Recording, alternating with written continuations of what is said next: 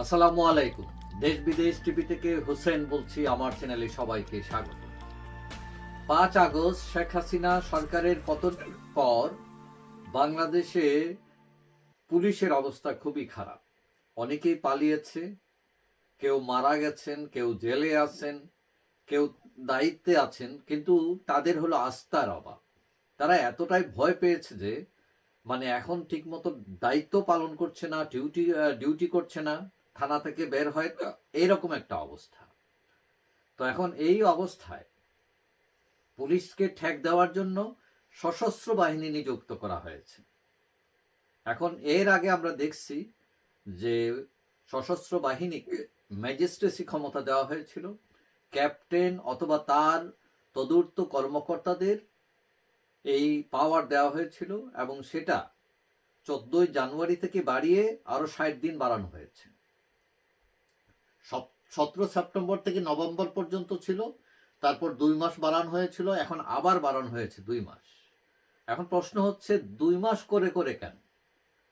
সরকার তো নির্বাচন দেবে 2026-এ, তো এই পর্যন্ত বাড়ালে সমস্যাটা কি? নাকি পুলিশ আগামী 2 মাসের মধ্যে দাঁড়িয়ে যাবে এটা আশা করে সরকার 2 মাস বাড়িয়েছে? কিন্তু এর আগেও দেখা যায় এরকম 2 মাস করে বাড়াচ্ছিল। তাহলে কথা কি এটা দাঁড়ায় সরকার 2 মাসের টার্গেট নিয়ে এগোয়, যে 2 মাসের মধ্যে পুলিশ দাঁড়িয়ে যাবে, সশস্ত্র বাহিনী, হ্যাঁ, তারা তাদের কাজে ফিরে যাবে।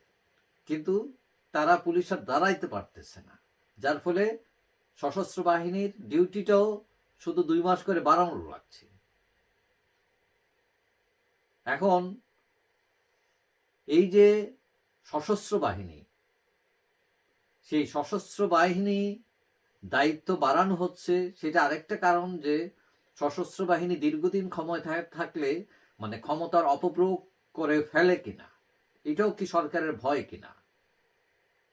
এখন সরকার জানে যে সশস্ত্র বাহিনী পুলিশের চেয়ে তারা অনেক আস্থাভাজন, এবং তারা অনেক পরিকল্পিতভাবে কাজ করে, কিন্তু তারপরও তাদেরকে ছোট ছোট ডোজ দেওয়া হচ্ছে। বেশি বড় ডোজ দিলে পার্শ্ব প্রতিক্রিয়া হওয়ার একটা সুযোগ থাকে হয়তো, সেই জন্য হয়তো সরকার বেশি দিন বাড়াচ্ছে না, 2 মাস করে বাড়াচ্ছে। দেখি তারা কি রকম চলতেছে, কিভাবে কাজ করতেছে, ব্যাপারটা এরকম হতে পারে।